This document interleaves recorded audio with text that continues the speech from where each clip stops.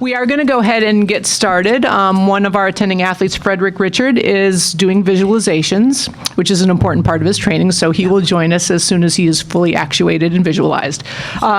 So excited to have our guys up here. So great to be with you guys again. It's been a year, and what a year it's been. So we're going to have everyone talk a little bit about the last year because everyone has been very, very busy. So right here next to me is Brody Malone, who is a 7-time national champion, an Olympic bronze medalist, 2-time Olympian, and a newlywed-ish. Next to him, Stephen Nedoroscik, a 4-time national champion, 2-time Olympic bronze medalist. You may have seen him on Dancing with the Stars, and he was also the 2004 Critics' Choice Real TV Male Star of the Year. So, had to look that one up to get all the words right. And next to him is Asher Hong, a 2-time national champion, the 2023 all-around champion. 2003 wasn't born. And Olympic bronze medalist, all these guys part of that Olympic bronze medal team, which was so incredible in Paris. So we're going to start. I'm going to relinquish the microphone so they can use it. Each guy just kind of update us on what's been going on the last year in your lives, because you guys have a lot to talk about. So there you go. Do I need both of them? No, don't put them together. Let's do this one. All right, yeah. So for me, I got married, which is pretty cool. Thanks, Stephen. Yeah. So yeah, I mean, life after the Olympics, it was great. I got to go home, spend a little bit of time with family, and then went immediately on Simone's tour, the Gold Over America tour. Spent about 2 months doing that, and then got to spend a little bit more time at home. Then I moved back down to Florida in January, and I've just been down there training. Got married in May. Sorry, I got my M months messed up. Got married May 31st, and then a week later we went on our honeymoon. And am I too close to it? Yeah? Thank you. Okay, is that good? Okay.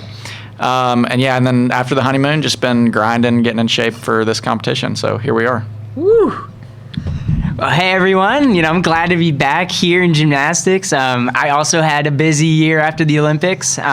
Basically right after the Olympics, I started my journey with Dancing with the Stars, which was at the end of August, and I stuck with it all the way until the finale. Got 4th place on it and was blessed enough to be offered to co-host the entire tour as well. So I did that up until the end of April, which was phenomenal. It was amazing. I never would have thought I'd be dancing in my life. But immediately right after that, I got straight back to training at Evo Gymnastics. So it's been a hard 3 months of climbing my way back into shape, but I'm happy to be here and I'm really excited to be performing this week. Yeah, so after the games was exciting. I got some time to just take some rest, let the body rest, and then fortunately I couldn't go on the tour because I had some complications with school, but I kind of just hopped back right into being a student again, writing papers, reading articles, stuff like that. So, and then it was also my brother's freshman year, so I was helping him through that, and it was good to be by his side throughout the whole year. Then I did NCAA season again. We finished, unfortunately, second, but it was a good fight. It was one of the most exciting competitions I was a part of, just with the new code change and everything. But I had a blast during that, and then just been kind of chilling out for the summer, doing a lot of reading and training for this competition right now. So yeah.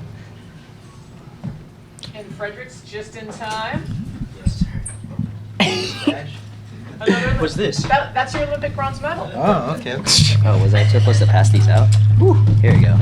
Here you go, Brody. Something's resonating. Something. So just doing a quick update on your life the last year. This one is, do we have a sound guy here? Yeah, testing. So it's not just me. No, it's just you. No, that's just me making the noise. All right, we're good now. Okay, good. Okay. Tell us about the last year of your life. Yeah. What's life post-Paris for you? It feels like a lot has happened, but then also it seems like time has flown. Like we're at championships already. It's 1 quarter to the next Olympics. When I heard that, like 1 week ago, I was like, okay, I got work to do. We gotta get going again. But I think it's been amazing experiences. Right after the Olympics, we were all on tour. That experience was completely different, seeing 10,000 people in stadiums all over the country, seeing how many people support us. Then the NCAA season for me, and Michigan won that, and that was, an amazing experience because my teammates who I've been with for 3 years, knowing that that's their dream and everything they give every day, finally getting to make that happen for them was huge. And then kind of have like this world traveling tour, seeing a lot of different cultures, training with the best guys in China, Japan, and then going to Uganda, and just experiencing so many different things in the last year. I feel like I've just grown up a lot and just seen so much, and just have a lot of gratitude because that all of this happened because of that one experience we created at the Olympics. So yeah. Take some questions.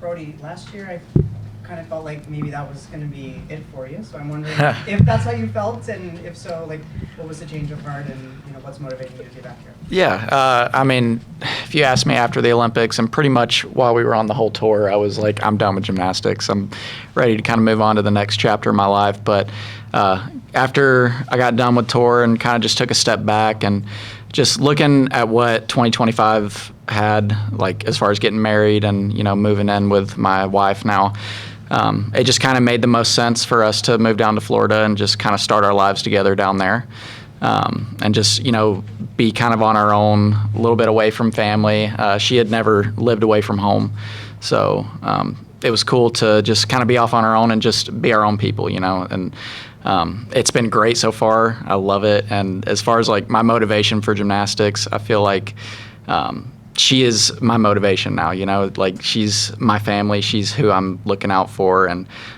it's very different having that kind of outlook on things. And it's definitely more motivating for me. So, yeah. I'm going to ask one before, but speaking of your wife, when you got married, you wore your belt buckle. I did. Yeah, you won. I did. You won the all-around title last year in Fort Worth. Part of the trophy was a belt buckle for the all-around winners. Talk about that decision, because you said you were going to do it when you got the belt. Oh, yeah. Oh yeah, I said before. I think you showed it to me, and I was like, man, I hope I win this because I'll be the only person that'll actually wear it. And then when I got it, I was like, yeah, this is awesome. I'm gonna wear it at our wedding for sure. She wasn't a big fan of the idea, but that was my one thing that I was like, I have to have this. So made it happen, and it was awesome. We appreciate that. Yeah. Will. Stephen, sort of similar to what Scott asked Brody, why you kind of had a moment of, you kind of had this flash, this sort of life-changing moment. You could have, a lot of people, athletes, have parlayed that into not coming back. And you're not that, like no offense, you're like not that young. So what sort of led you to the decision to kind of come back into training and try to do this again?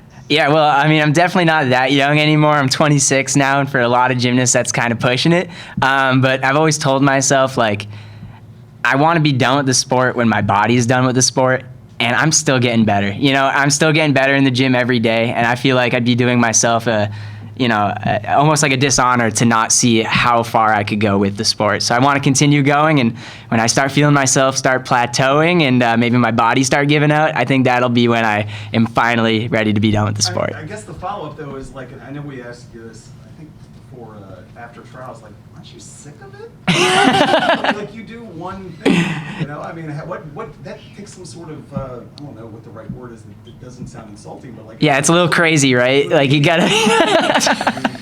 No, you definitely have to be a little bit crazy to do one event for as many years as I've done it. But, for me, it's all about going after those, like, marginal gains. Like, how can I make this one thing I've done for 10 years a little bit better? How can I upgrade this routine that's already one of the hardest in the world? And I'm always chasing after those little tiny bits of gratitude I can find in gymnastics.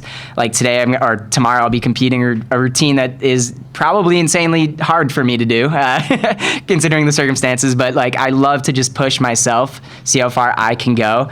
And I love to ride this wave like right on the edge of like, possibility and like, am I gonna just die out there?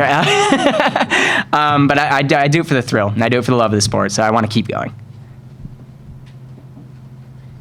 Fred, I'm curious to hear a little bit about your time in Japan and China, and if there was something kind of overarching that you took away that you're taking into your training now? Yeah, I would say, and I've said this to a couple of people here because people have been asking, the biggest thing I got from China and Japan, and a lot from China, was it's kind of like the 4-minute mile analogy, where one person breaks the 4-minute mile, then people realize it's possible, then everybody starts breaking it. It's like going over there to China and going through the motions with them. I was in China for 2 weeks and Japan for 2 weeks, and going through their exact practice schedule. Every other day was 2 practices a day, 3 hours each, and then the in-between days were lighter. There were 3-hour days, 6 days a week. And just seeing how much they do, how much conditioning they do, how much time on the events they do, you realize it's a lot, but it's all very strategic and it's all very doable. It's not like this unreal, inhuman amount that breaks your body. So when I went through those motions and realized that, now I realize I can do it. I realize every guy in the U.S. can do it.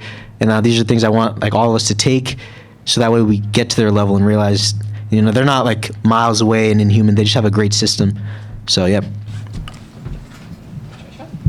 Guys, just for any or all of you, obviously, new quad, new code of points, and then there have been some recent changes, so would love to know your thoughts on specifically those recent changes, adjusting to the scale and stuff, and just your overall thoughts 6 months or so into this new code. So since Asher mentioned the code, you get to go first. I get to go first on this? Yeah. Well, I don't know. I thought the scale was all right. I wasn't too big of a fan of it, but it gave me some time to rest in the corner before my dismount, I guess. I like to look at the positives. But they did come out with a new code change that's going to be implemented in 2026 with the Gadsden skill and the you don't have to do scale anymore.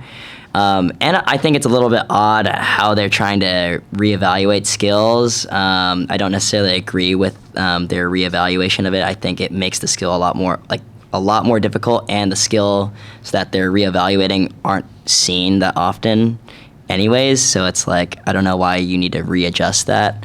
But yeah, I don't exactly know what FIG is trying to do. I hope that they would get some more athlete input, but I don't know if they like doing that, so.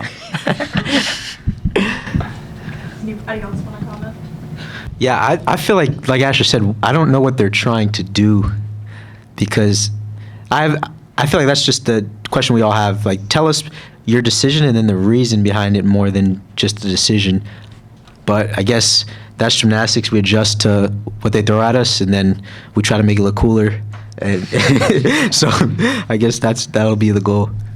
There was a comment, sorry, a little follow-up. There was a comment about Kinsley, who's not here, but Kinsley said that the men now need a choreographer for their floor routines. Would you agree with that? It's starting to look like that. Let's hope we don't have to get all the way there, because practices are long enough itself, and we're going to have to get an extra hour of training just for that side. But maybe. Remember Nancy? Yeah, we used to actually, when we were younger, we were all at the Olympic Training Center, and there's this one girl, Nancy. She used to, what was she, a ballet teacher? Presentation teacher. Presentation teacher. And year after year, she was sharpening our positions, and I was terrible at it. We were all terrible. Yeah, we were all bad at it. Maybe but we need her back, and maybe she has to come back. Yeah, she was pretty old. I hope she could come back. Fred, you've talked about wanting to make the sport cool, right? I mean, that's sort of like, that's sort of been your mission as you sort of launched into your senior career. Is there, listening to your answer there, is there a concern that these elements, well, we're going to try to make it look cool, that it might be impossible for a guy to make it look cool? It's a little bit of a fear, but we're going to make it happen. I mean, it's either people are going to make it happen, or we're going to make the rule change. I mean, that's kind of the trend that we see.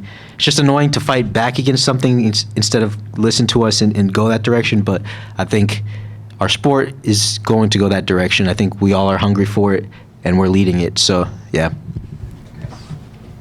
Brody, is your plan to go through 2028 and to talk about the U.S. hosting the Olympics and that appeal? Yeah. So, I mean, this is kind of the conversation that I've had with my wife pretty much every day. Like, I don't know necessarily what I want to do yet. It just kind of depends on what we want to do as far as like moving forward with the family and stuff. So basically what we're doing is just taking it 1 year at a time. And that's been my plan since we moved down, back down to Florida, and that's probably going to be my plan through LA 2028, depending on how far it goes. And how about the rest of you guys? Personally, I'm gonna continue going. LA would be amazing, so I want to shoot for that. I heard Asher's done. Yeah. Yeah, I'm announcing my retirement after this. No. 2028, I think I'm going for that. Even 2032, we'll see how the body's going. But Brody, we need you, bro. So I'm gonna force you to stay. Yeah, you don't have a choice, Brody. We're all four of us will probably be going for 2028. Not kidding. You do have a choice, but yeah. Though I feel, honestly, I look at Brody on the bar and I feel like his body looks like it's in less pain than mine sometimes, and I'm like, I don't know how I'm gonna last, but yeah. Stephen, you're coming back here after such a busy year, Dancing with the Stars and the tour and everything else that you've had going on. How's your mindset different, if it is at all, coming back into gymnastics? And then with your busy schedule, was there ever a decision to compete in 2025 or not? That's just a follow-up question.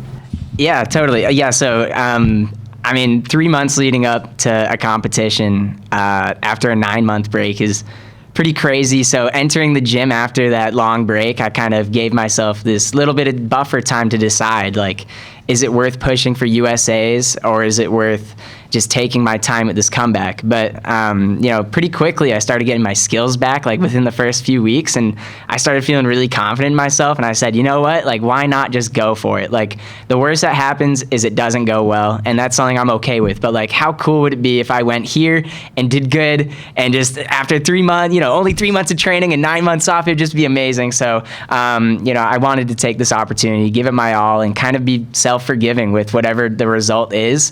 There's a lot of reasons I might not have come here, but I've moved past all of those, and I've decided, like, I want to be here and I want to give it my all. So at the end of the day, that's all I can really offer up is my all, everything I got. So we'll see how it goes. To piggyback off that a little bit, is part of the motivation kind of like your world title was at an individual worlds in 2021? Would it be cool? I mean, I'm sure you've thought about doing that again for yourself. It would be amazing to get back to Worlds, and especially on a specialist Worlds like this. There's a lot of opportunity out there, and that is definitely part of my motivation. I'd love to go out there and represent my country proudly, maybe get another world title. I mean, that would just be the dream, but I do look at things through a realistic lens, and this comeback is really fast. I've done some great things in the gym, and I'm hoping to do some great gyms at this great gymnastics at this competition, and I think if I do end up doing well here, I have a lot of time to prepare for Worlds. We want to allow time for some one-on-one breakouts, and Brett McClury's here, and he'll be joining for one-on-one breakouts as well. Before we wrap up, we did have a question from the social media world. And this kind of harkens back to some of the floor discussion exercise. So Stephen, you're exempt from this question.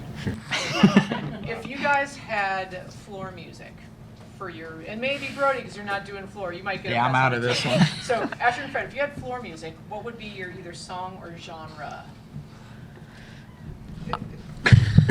This is a hard question because I feel like you really need to listen to the song and get like the timing right. But I don't know the genre, but it needs to have a lot of beat drops because I feel like the only thing we really could do on the men's side is like stick and land to beat drops on the music. That's the only way. Hey, if you're looking for a genre, house EDM. Oh, I know Asher likes his Yeah. EDM. Yeah. But I can see that. I could just see us sticking on the beat drop. I don't know about the transitions and all that. I just see beat drop on a stick of like a triple back pass, and we're all just like, whoa. Yeah. Yeah. Anyone want a group photo? We good? I'll take You'll take one. Oh, John will take one. You guys Yes. get to hold the umbrellas too. Yes. Heck yeah. Make me look good.